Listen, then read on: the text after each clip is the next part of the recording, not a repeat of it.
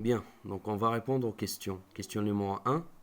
Alors, le type de texte est un texte prescriptif. Il sert à donner des indications.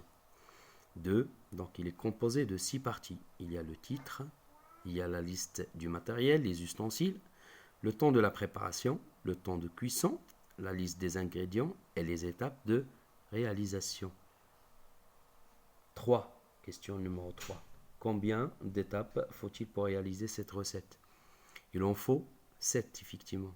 Donc il faut 7 étapes pour la réalisation de cette recette. D'accord? Pour la 4e question, quel est le temps nécessaire à la préparation? Donc en fait, il y a 2 temps. Il y a un temps de 10 minutes plus 15 minutes de repos. Donc le temps nécessaire à la préparation est de 10 minutes plus 15 minutes de repos. Donc on va laisser l'appareil qu'on a préparé pour faire les crêpes 15 minutes au repos. Comme pour le pain, la même chose.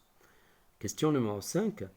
Peut-on changer l'ordre des étapes? Est-ce qu'on peut, par exemple, faire l'étape numéro 1 qui est versée dans un bol mixeur la semoule et après, par exemple, après verser la pâte dans un saladier et après retirer la crêpe? Non, donc on ne peut pas. On doit respecter l'ordre des étapes de préparation.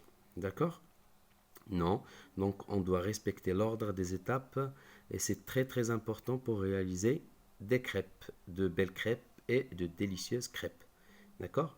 Alors question numéro 6, par quel mot commence chaque étape? Donc elle commence par un verbe d'action. Un verbe d'action ou bien un verbe qui est à l'impératif, comme vous pouvez voir. Donc vous avez verser, ajouter, mixer, verser, verser, retirer et tenez. Donc ils sont tous à la troisième personne, à la deuxième personne pardon, du pluriel.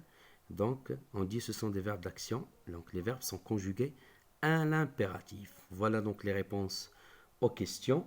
Donc maintenant ce que vous devez faire c'est de réaliser l'activité numéro 1. Donc écris la liste des ingrédients et du matériel nécessaire à la réalisation de cette recette. Donc quelle recette?